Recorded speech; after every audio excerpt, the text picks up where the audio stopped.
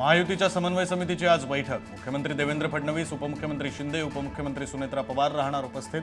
महामंडळाचं अंतिम वाटप, जिल्हा पातळीवरील समित्यांच्या वाटपावर होणार चर्चा।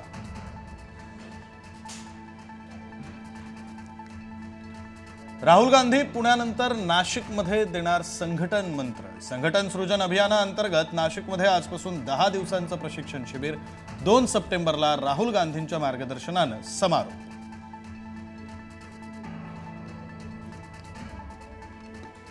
आरक्षणाला विरोध करणाऱ्यांवर देशद्रोहाचा गुन्हा दाखल करा। केंद्रीय मंत्री आणि आरपीआयचे अध्यक्ष रामदास आठवले यांची मागणी।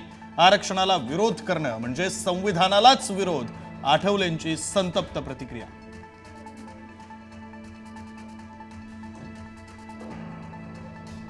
मराठीच्या सक्तीमुळे रिक्षा टॅक्सी चालकांनी मार्ग बदलले। नोटीस बजावलेल्या चालकांचा गट हायकोर्टात याचिका दाखल करण्याच्या तयारीत। आरटीओ तपासणीची माहिती देण्यासाठी चालकांचा व्हॉट्सअप ग्रुप।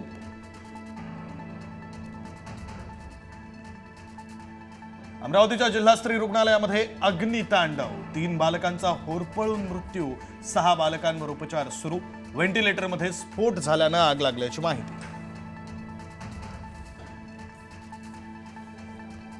अमरावतीमधील दुर्घटनेची मंत्री बावनकुळेंनी घेतली दखल। संपूर्ण घटनेच्या चौकशीचे आदेश। मृत बालकांच्या नातेवाईकांच्या पाठीशी सरकार उभं, बावनकुळेंची माहिती।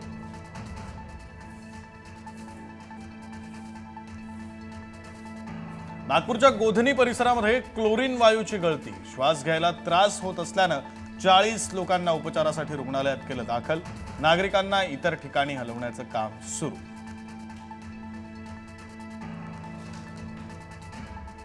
वैजापूरमध्ये खरेदी केलेल्या 5ही कचोरींमध्ये आढळल्या उंदराच्या लेंड्या। त्यातील 2 कचोऱ्या मुलांनी खाल्ल्याचंही समोर।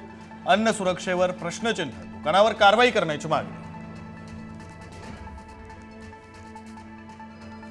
नाशिकमध्ये तुकाराम मुंढेंच्या सुटं खाद्यतेल विक्री बंदी निर्णयाला व्यापाऱ्यांचा विरोध। मुंढेंच्या निर्णयाला न्यायालयामध्ये देणार आव्हान।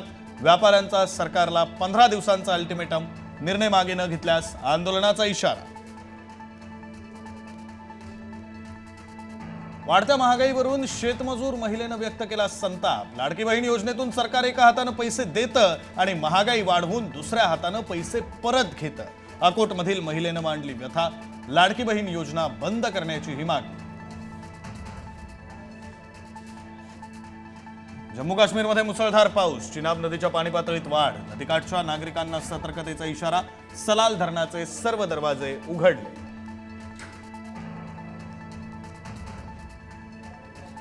ऑपरेशन सिंदूरमध्ये उद्ध्वस्त दहशतवादी तळ पाकनं पुन्हा उभारला। जैश ए मोहम्मदच्या दहशतवादी अड्ड्यासाठी पाकिस्तान सरकारकडून 36 कोटींचा निधी।